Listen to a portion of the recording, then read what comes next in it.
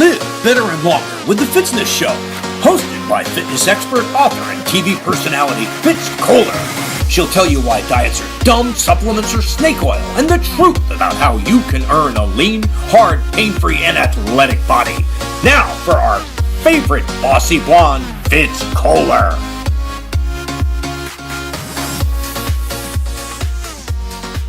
Hi team, I'm Fitz Koehler, your fitness expert from Fitzness.com, and welcome to the Fitzness Show.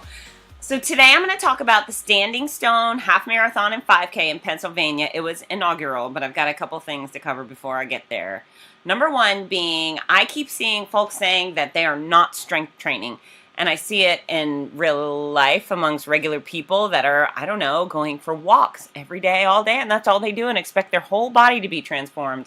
And then within my own Hottie Body Fitzness Challenge group on Facebook, I see people that have been with me a long time and they're using the exact formula for weight loss and losing weight, and they're doing the cardio, but oh my gosh, they're like, I'm still not committed to the strength training. Folks, you must commit to the strength training. Strength training is for everybody, not bodybuilders or not only bodybuilders. Strength training is for everybody. Strength training not only is what gives you those lean, hard curves people love and want. I mean, come on. That's what we want. It's not just to have a body that's skinny. Skinny, the people in the Holocaust, those poor, starving people were skinny. That's not what we're after. We are after fit bodies, healthy bodies that can do great things, that can take us far places, that are resilient to injury and resist pain. That's what strength training is all about. It's about you being capable, you being strong, you being powerful, you looking the part, because hello, the curves, the hard curves is what makes people say wow. And so I just posted a video in my group, and I did this stupid thing and I flexed my muscle and I said, look at these muscles, which is so dorky.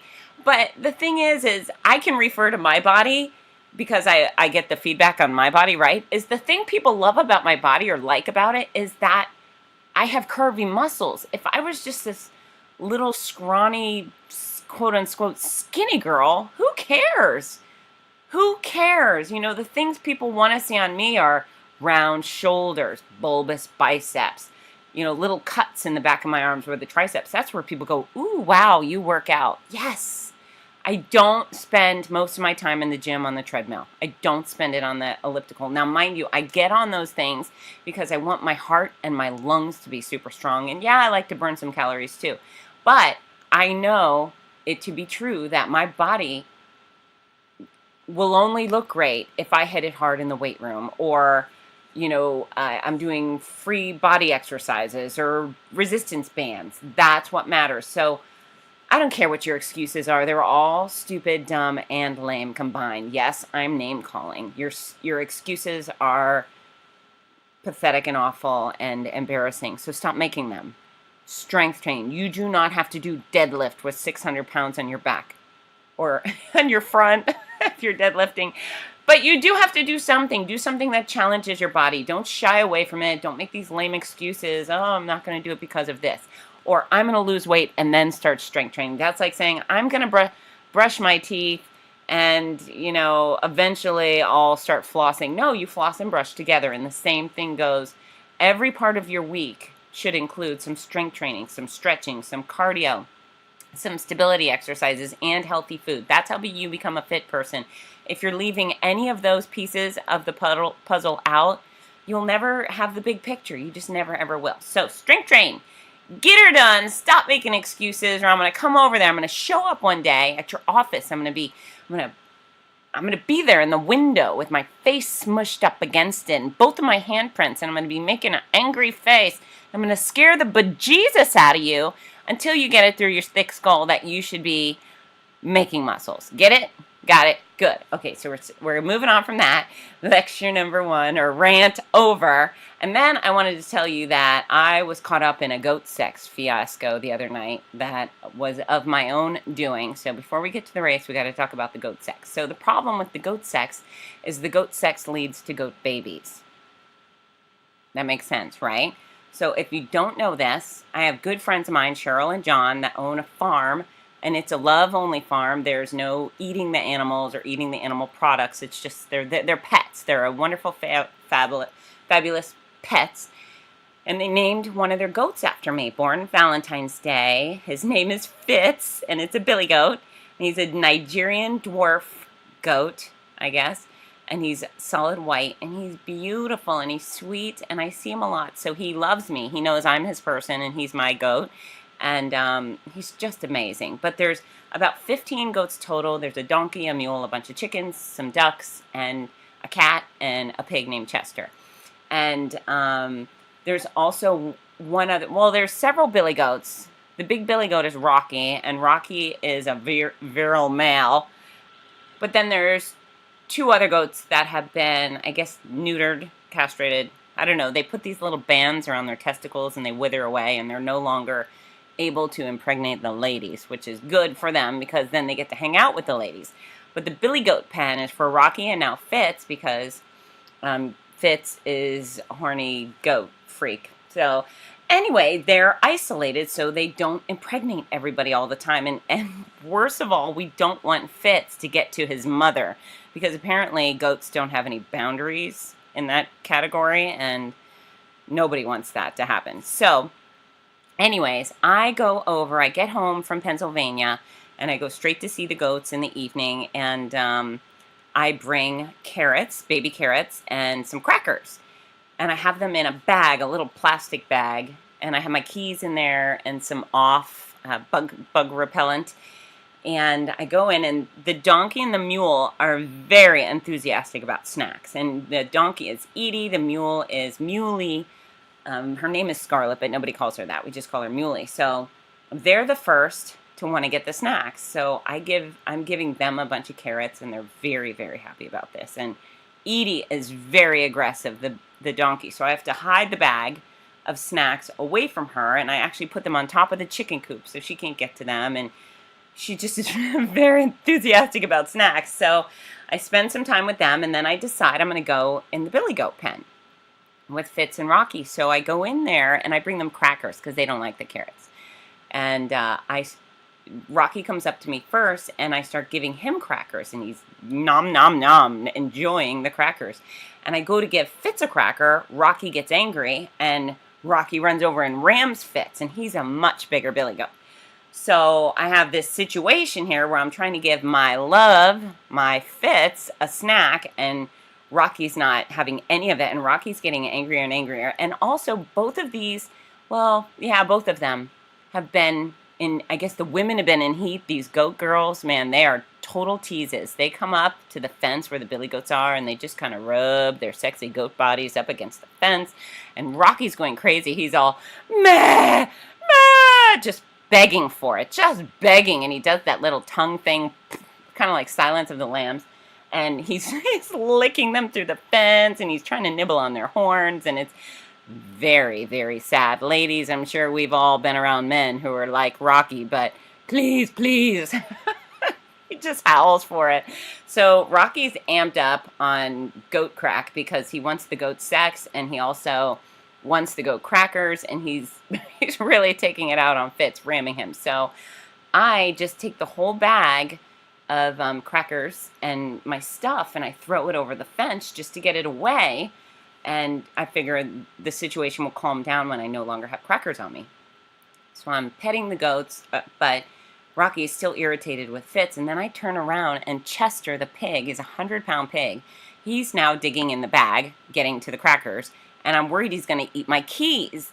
So now I'm in a rush, and I open up the billy goat pen, and it's just a little gate that doesn't even open very far, but I'm focused on Chester and the bag, and Fitz slips out of the billy goat pen. So, damn it. And I shut the gate, and I grab the bag, but now I have to deal with Fitz. And the problem with Fitz being out in the quote-unquote general population is that now he's going to have sex with everybody, and I'm going to be responsible for goat babies, and that's no good.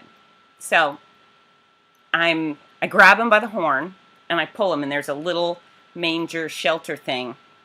And I pull Fitz in there, and I shut the gates, and I'm feeling very fancy that I'm a capable farmer at this point. Look at me moving the goats around. I got the snacks and the keys from the pig, and things are going great. and I'm looking over the gate, taking a little picture of Fitz in the little shelter. And he looks up at me, and he literally just leaps up and out. He leaps out over this 3.5-foot wooden gate.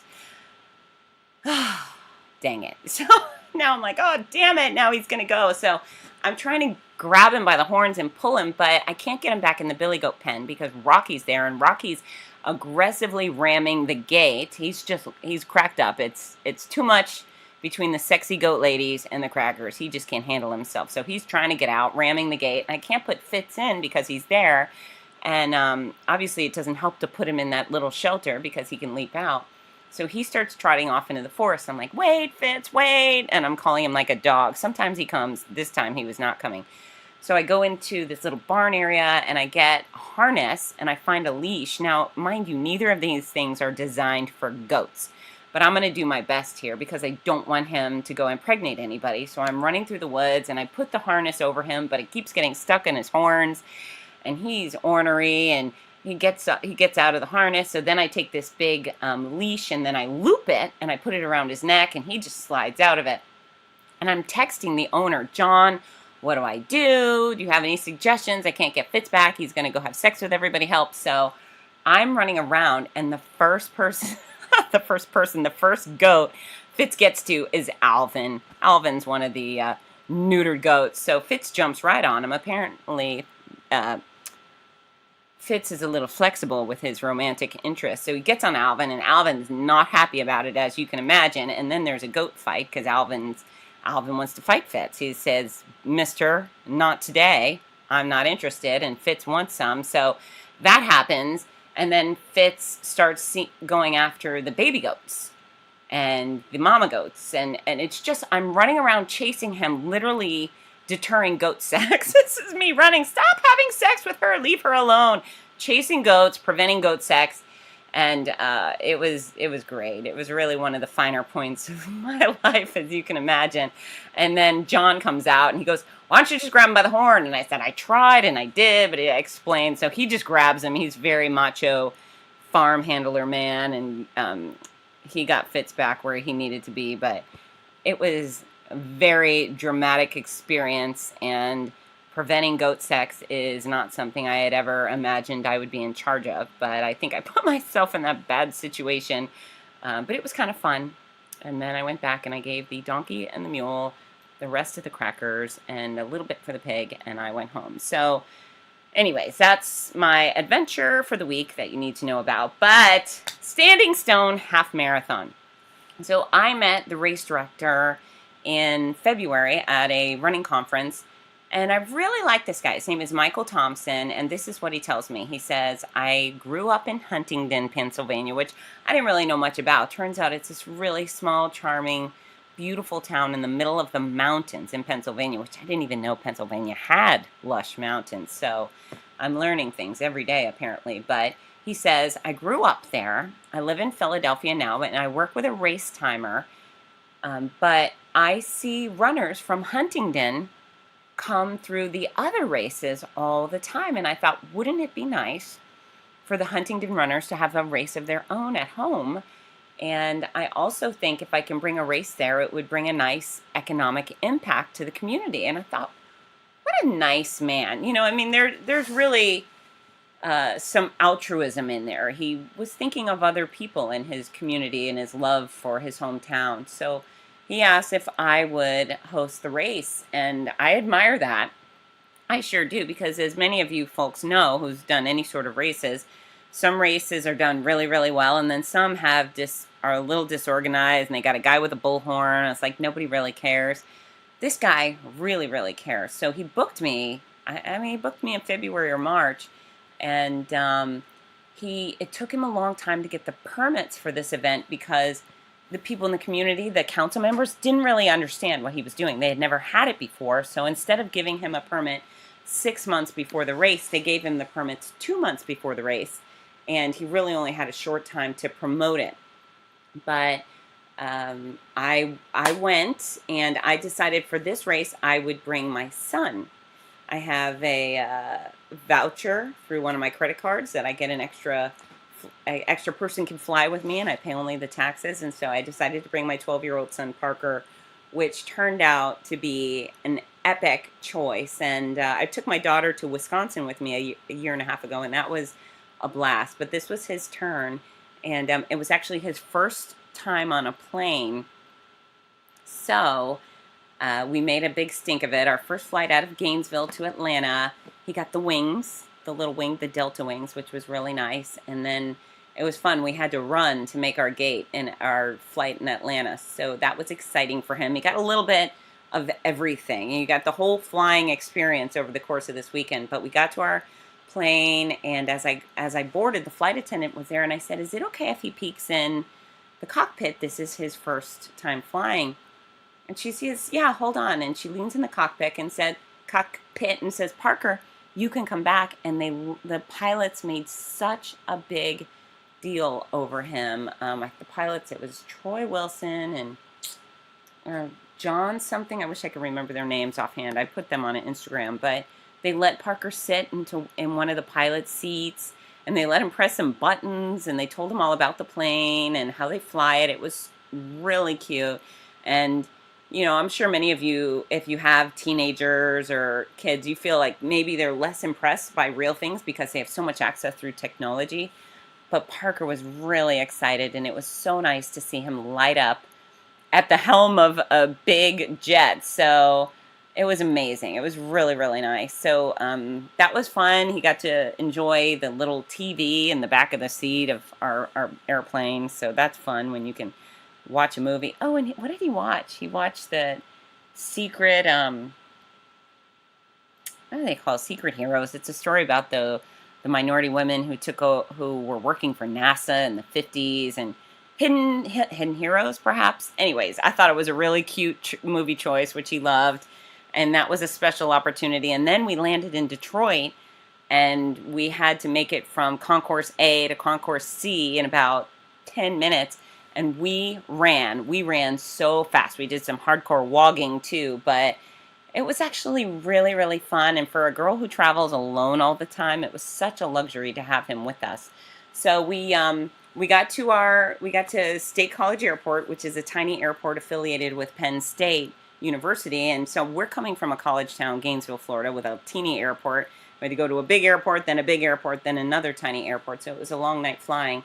But the race director picked us up and took us about an hour drive into Huntington, and we wound through the mountains, and we ran over a dead skunk, and that was exciting. And then we had to stop and swerve because there was another skunk running across the street. So we were exposed to some things we don't have here in Florida.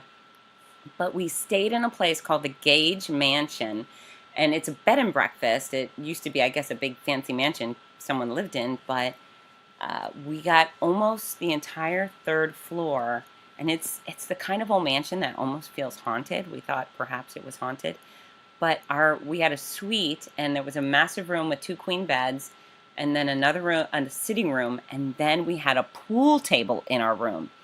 We literally had a pool table in our room, and I'm sure they gave me that room because Parker was coming with me, but it was fantastic. If you ever want to go and impress your kid, especially a boy kid, that was the way to do it. I really felt like, in a good way, Mother of the Year at that point. Cool mom. And we had fun. We went to sleep right away, but we woke up in the morning, played some pool. And here's the deal. I wanted to take him. I didn't really have to work until Saturday night, so I wanted to take him out to do something fun. And there's some lakes in the area, which I would have loved to take him to. But as I wake up and talk to my innkeeper, there is no Uber, because we're talking about small town. And not only is there no Uber, but there's no taxi service because they had one cab driver, but he quit. That's what I was told. Oh, he quit, so we don't have one anymore. So I take Parker. We're served homemade breakfast at the inn, which is lovely, and then we go walking through the town, and I thought perhaps we'd rent bikes. I thought that would be a nice, fun, active thing to do. But we ended up going into this little store, and a little craft store. It was called Lori's Gifts, I think. And I'm looking around. Parker's roaming the store, and I end up talking to the shopkeeper and these 2 women, grown-up women, that were shopping.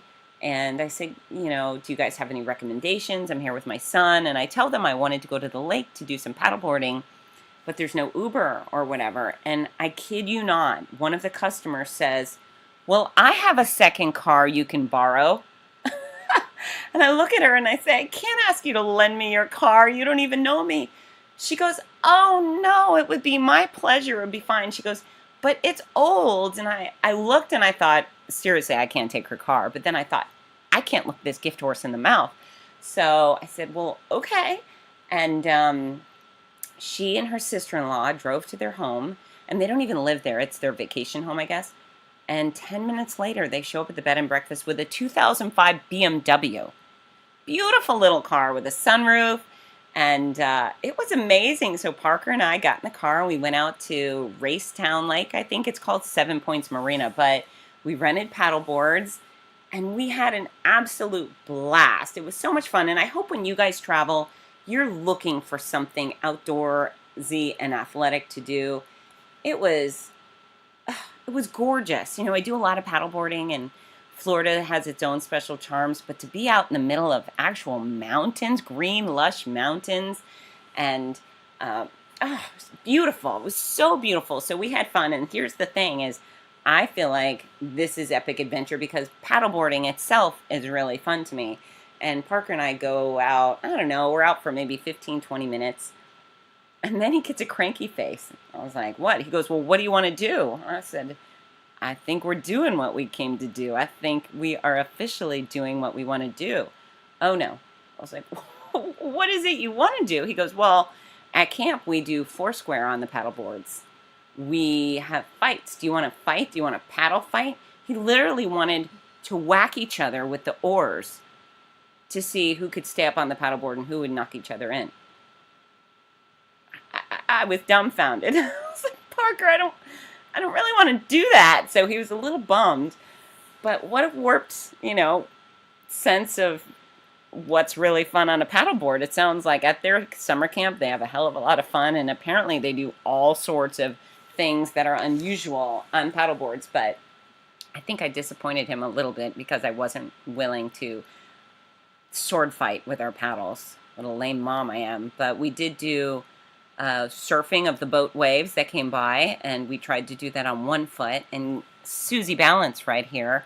I was able to stay up. Parker fell in a few times, which was actually perfect. It was good for him. He needed to be dunked in the water and shaken up a little bit, but we had an absolute blast, and thank goodness for that lady offering up her vehicle, because what a sweet thing to do, and what a total charming small town thing to happen, right? We're just chatting in a store and she loans me her car.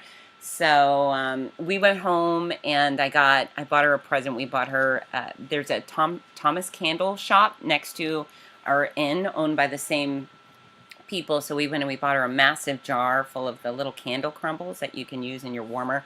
Apparently it's a specialty item over there, but wow. So Sharon Gillilam is the most lovely person in the world. That's her name, and I love this woman. She's just sweetie pie, car lending. And I asked her, I said, what did your husband? She said, oh yeah, my husband was pretty mad that I lent you my car, but I told him it was my car and I could do what I wanted with it. So I thought, oh, Sharon, you and I could be good friends. So I'm hoping to keep her forever and ever because I officially love that woman. But we had a great day. And then that evening, part of the race weekend, they had a man called David April come in who was a subject of a documentary called Beer Runners, which I highly recommend for those of you who enjoy running. And even if you don't, it's a great documentary.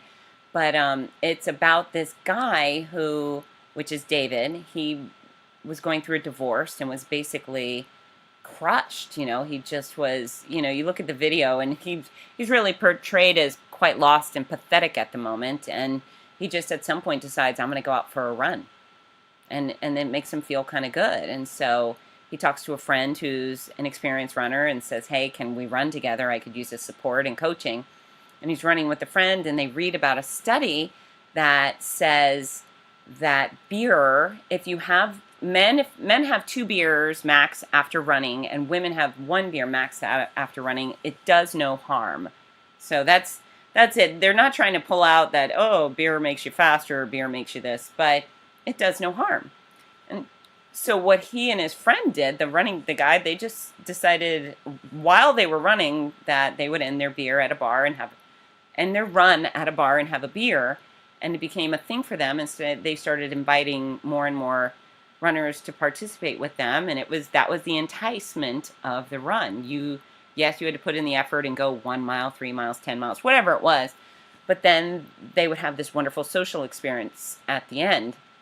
So the documentary is called Beer Runners, and I really enjoyed it, and it's just a nice insight on the running community, and with or without the beer, it's just how people are. Runners take good care of each other, and it's a bonding experience. Runners work hard together, and it's a nice way to bring fitness into your life and also gather some friends in the process. And so yeah, Beer Runners, the documentary was great. David actually came in from Philadelphia for the showing, and I enjoyed it a lot. There was the Huntington Art Council people, Dave Berger and his wife Renee, who were absolutely extraordinary, and just this guy's a tremendous artist. Think about if you were to have a brick column, just something that held up an arch, for example, 2 brick columns. Well, his brick columns are twisty, so they're twisting in the middle of the column. It's absolutely amazing. Dave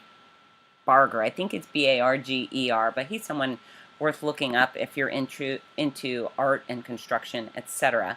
But Parker and I had a really great night, and the race on Sunday did not start until 2:20. I think that was start time for the race, which was semi-unusual, but what the race director, Mike Thompson, had thought is that if he held the race later in the afternoon, more people would be likely to come out and cheer. Sunday mornings are pretty big for churches, for small towns, and, sometimes people just don't want to get up at 6 a.m., so he was trying to entice the community, and he did a really, really good job. It turned out to be a very small but mighty race. I believe there was less than 200 participants, but the people that were there were so in it. They were so happy to be there, and a lot of newcomers. So I can tell you the things that I feel strongly about with this race, and why I believe it's going to be a home run for years to come. Mike knows what goes into a professional event, and so he had the Quality Race Timing Company. That's the people that put the chips on your bib, and they gather your starting point, your split times, your finish time. They had the announcer mat, which helps me call people's names before they get to the finish line. That's Spectra Sports, so they did a great job. He had an incredible sound company, a professional sound company come out, which, again, I can't do my job without either the timing company or the sound, and he had great quality sound. It wasn't some little boombox on the side. It was big, rock the streets of Huntington sound. That's George Powell Audio, and he was extraordinary. And they had the finish line trusses were beautiful. They closed down the street. They had law enforcement out there. The shirts were fantastic. They had the regular race shirts. They had the volunteer shirts. He took care of people. He had a professional videographer and photographer out there. So all of the big deal and elements that make a race professional, at least professional feeling, he had it all there. And, whether we had the 200 runners we had or we had 15,000, those were the elements that I truly believe go into a higher end race experience, and he had that. So I like that from the get-go, and we were delayed maybe about 10 minutes at the start there were some last minute registrants, and the timing company needed a few minutes to get their names in, and because it was a small race, why not delay it just a few so everybody can participate. And I looked at some point, I'm just kind of walking around with the microphone, talking to the crowds, getting to know everybody. The mayor's there, the superintendent's there, and there's a huge group of people with neon yellow t-shirts, and they say Team Ghana, G-A-N-A.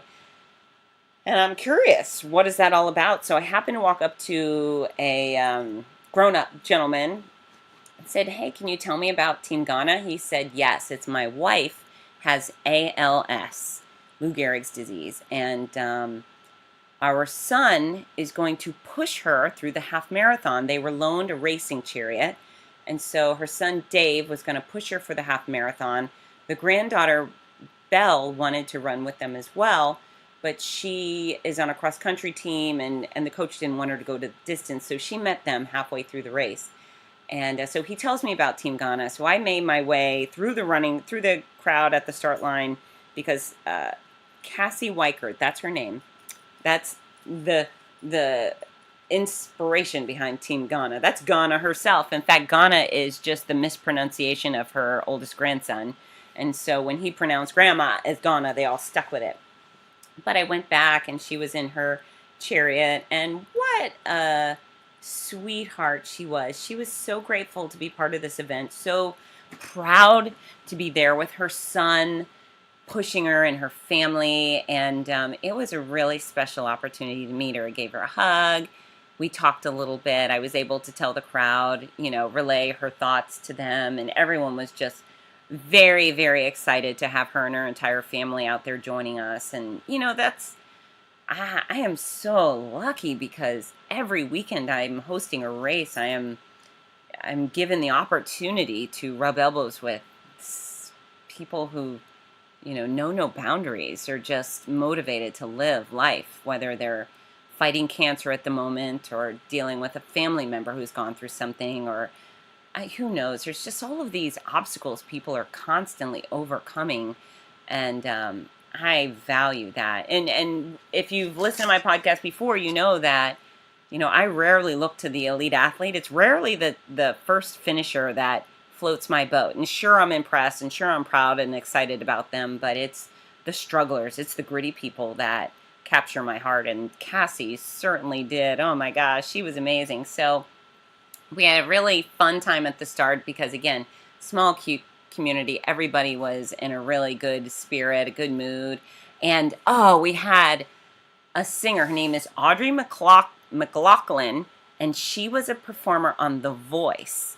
She sang the national anthem, and boy, did she ever sing the national anthem, which I could say is my favorite song based on the way it makes me feel. I love getting to be part of the anthem, and she belted it out. Holy mackerel, it was extraordinary. So, wow, Audrey McLaughlin. I'm actually going to look her up and listen to some of her music, maybe buy something on iTunes. She was fantastic, and she was also a really nice person, and she came out dressed like a cool girl rocker chick. She was really fun. She was really sweet to my son Parker, which I certainly appreciated. But wow, that was another really high-end piece of this puzzle, making the race a great experience. But I was able to launch the half marathon.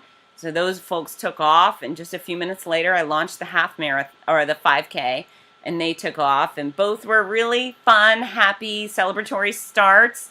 And again, small but mighty. And I say small, but so many of my races are 20,000 people, 12,000 people. So a couple hundred is not so huge, but for the runner who's running it, your experience, your 13.1 miles is the same whether there's thousands of people surrounding you or not. And they ran through the town. They ran past Juniata College. I know there was a lot of support and a lot of fun on the streets. In fact, our third place winner, this guy, I think his name was Ray. It was Ray or Jay, but I think it was Ray. He's a local runner, and he, before he came to the race, he set up his own table full of water bottles out in front of his house, because his house was on the course, and he wanted runners to have an extra opportunity to grab some water. So just nice, right? Just so nice. So they all took off, and I expect about 18 minutes after I say go, we're going to have at least the first 5K winner come through. And both of the 5K winners, the first place was a 15-year-old, the second place was an 11-year-old, very impressive. And we had these cheerleaders from Juniata School, I guess a middle and high school, JV and varsity cheerleaders, little green cheerleading outfits. These girls were adorable. But I had them, they were supposed to be a little further down the road, but I set them up right before the finish line. And so they separated into two groups on either side of the street. And they did such a good job cheering for our finishers.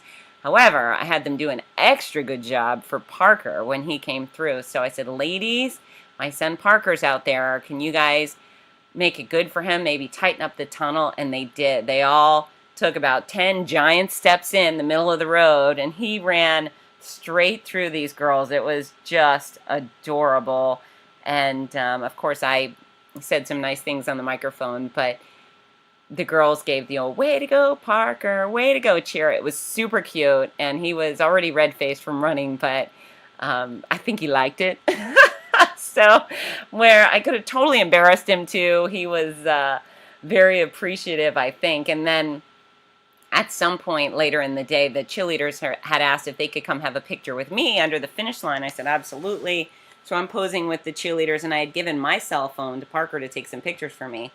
And a couple of the cheerleaders said, can we have a picture with Parker too? I said, absolutely. So I switched, and we have some shots looking at the way these girls were looking at Parker. Literally, they're staring at them, rosy, with their shoulders clenched up high.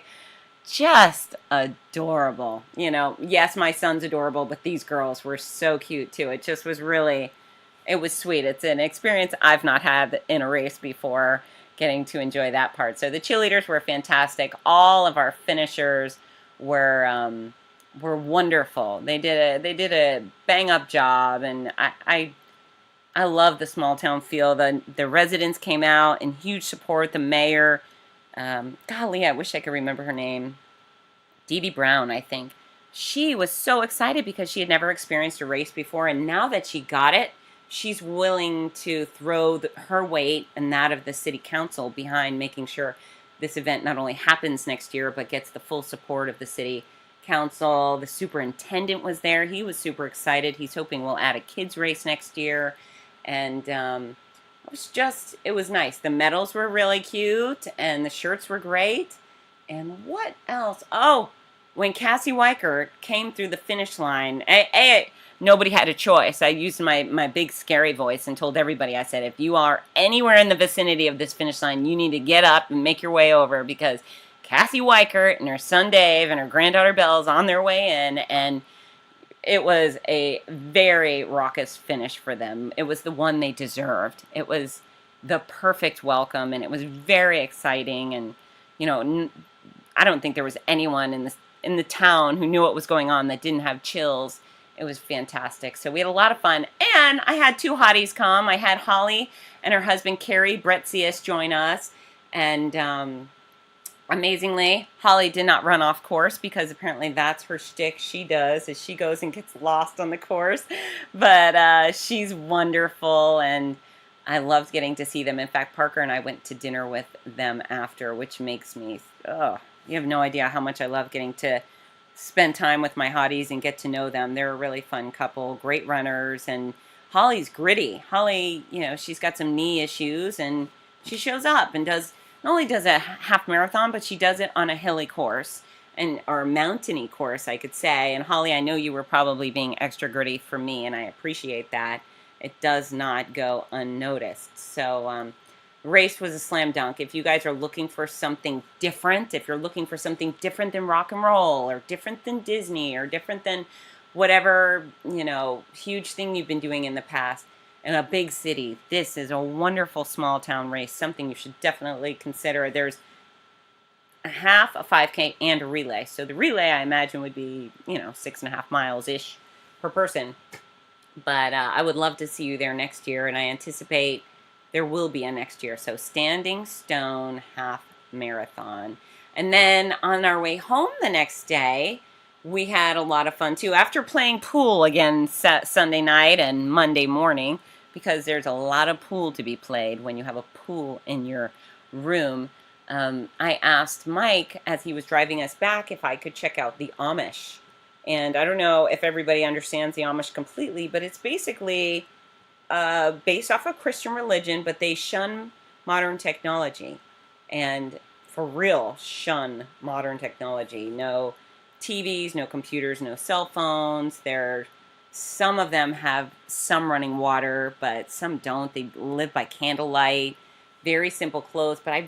And when I was in Wisconsin with my daughter a year and a half ago, I really wanted to check out the Amish, and I didn't get a chance to, because here's the thing. If you don't know where the Amish are, you can't find the Amish because they don't make a billboard that says, hey, come check out the Amish. They're just these people who live there. But Mike knew where to take us, so it was beautiful rolling hills, beautiful land, and then we stumbled across a horse and buggy, and that was amazing. And then hanging from one of the barns was this massive clothesline, and you see the little girl, or the dresses, which are squares with arms. There's no fancy details, but then the black Amish people pants. That was it. I don't know why, but I was elated to see the black Amish pants hanging from the clothesline, which probably makes me sound absurd, but I was squealing in the car. I was so excited.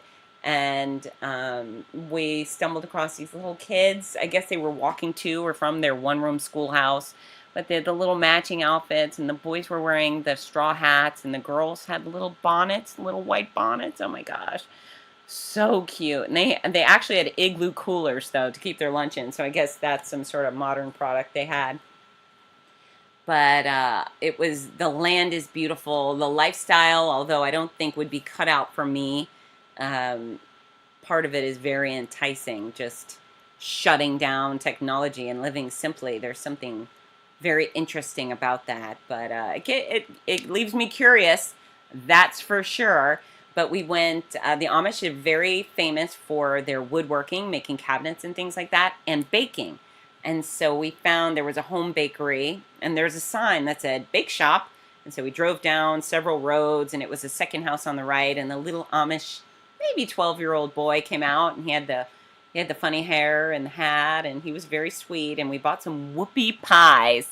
And a whoopie pie basically seems like 2 muffin tops with some frosting in between, which is basically an inside-out cupcake, I think. But I bought one for me and some for my family, and we brought them home, and yay for the Amish. I finally got to check out and have some Amish experience, which was unusually exciting for me. And we ended the trip with some more excitement because our original flight out of that tiny little airport at Penn State was delayed, which meant we could not make our flight home in Detroit that night. And Delta put us up in a hotel and gave us meal vouchers. So while I really was hoping to get home that night, it was fun because it extended the adventure for my son. And he certainly didn't mind having to miss school. And when we got to our hotel, guess what was there? Pool tables. So we were up playing pool again all night, and we flew home the next day with little drama, thank goodness. But it was a lot of fun. It was a lot of fun. You know, I always say I love my work. I love the people I work for, more importantly.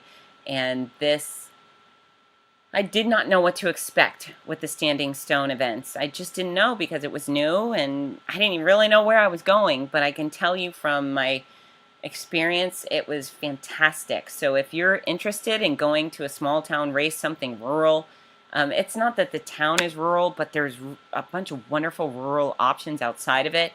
I would definitely put this on your list of to-dos, and possibly even plan to go camping. You know, bring a tent and go camping in the mountains. There's these lakes. Oh, it's just really is pretty amazing out there. So yeah, I had a lot of fun.